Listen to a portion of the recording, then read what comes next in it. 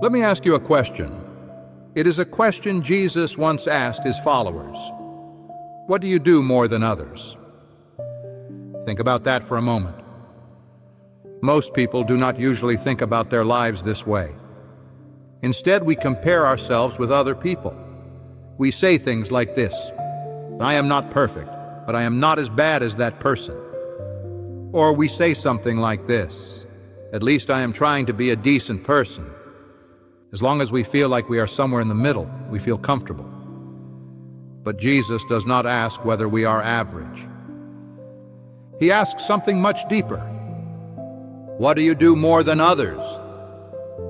In other words, is there something about your life that is clearly different because of Christ?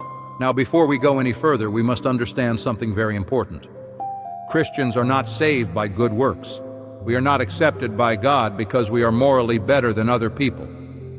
The Bible teaches that we are saved by grace through faith. Our hope is not in our own goodness. Our hope is in Jesus Christ. No one earns their way into heaven.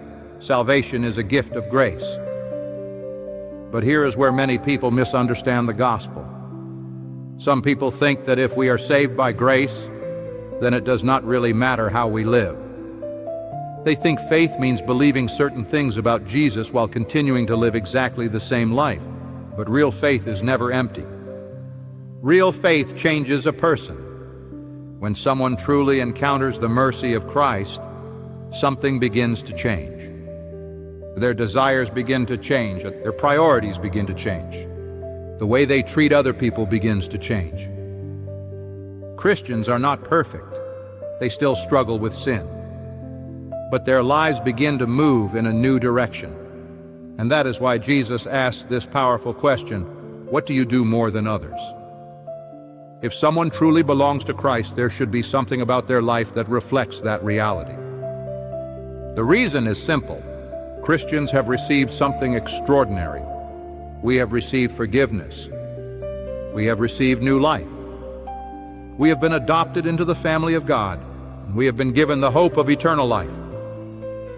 God places His Spirit within believers, and He begins to reshape their lives. If that is true, then it makes sense that our lives would look different. Jesus explains what this difference looks like. He says His followers must love in a way that goes beyond what is normal in the world. It is easy to love people who love us. Anyone can do that. But followers of Christ are called to love even those who treat them badly. Christians are called to forgive when others hold grudges. They are called to show mercy when others demand revenge. They are called to be truthful even when dishonesty might bring advantage. They are called to pursue purity not only in actions but even in their thoughts. This is what Jesus means when He asks the question, what do you do more than others? Not more in pride, not more in trying to prove we are better than others, but more in love, more in mercy, more in patience, more in kindness.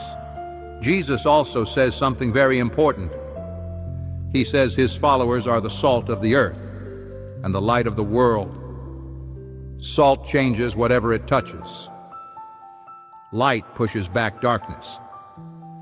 In the same way, the presence of a Christian should make a difference in the world around them. At work, at school, at home, in friendships, in the way we treat strangers. Our faith is not meant to remain hidden. It should shape the way we live. People may never see our faith directly, but they will see the fruit of that faith. They will see it in patience. They will see it in generosity. They will see it in forgiveness. They will see it in integrity. And through those things, they may begin to see Christ. So the question Jesus asked long ago still speaks to us today. What do you do more than others? Do we forgive more than others? Do we love more than others? Do we serve more than others? Do we pursue holiness in a world that often celebrates the opposite? This question is not meant to make us proud. It is meant to remind us who we belong to. If we belong to Christ, our lives should reflect His character. And when people see that difference, something powerful happens. They see that the gospel is real. A life shaped by Christ becomes a living testimony of His grace. So today, let us hear this question again. What do you do more than others? And may our lives become the answer.